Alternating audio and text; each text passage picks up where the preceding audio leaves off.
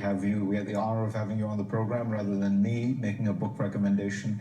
You do. You've just come back from vacation. You must have taken a pile of books. I did. Which among them would you recommend?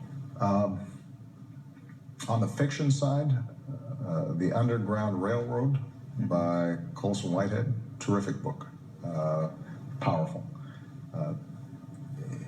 Discussing some of the issues around race and American history. The other book that I really enjoyed, a book by an Israeli author, Yuval Harari, called Sapiens. And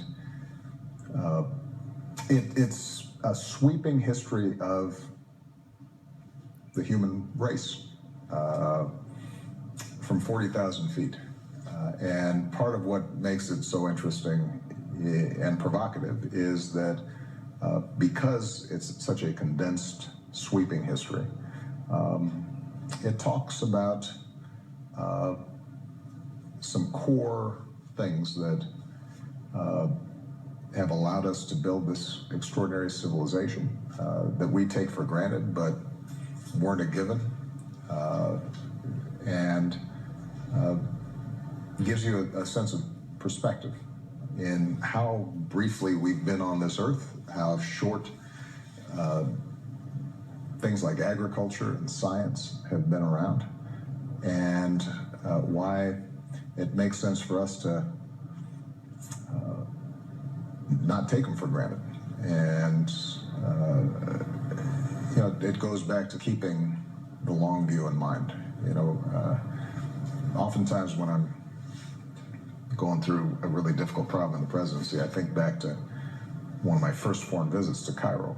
And after I gave a speech there, we went to the pyramids and had all afternoon to wander through it. One of the perks of being president was they kind of cleared out the crowds. And the pyramids live up to the hype. They're magnificent. But as you're looking at the hieroglyphics and you're getting the background on how they were built and the Egyptian government at the time, you're reminded that I'm sure they had their versions of polls and scandals and economic ups and downs, and what's left is those pyramids. So that's what I mean about not sweating the small stuff. In the sweep of history, we get a very small moment in time.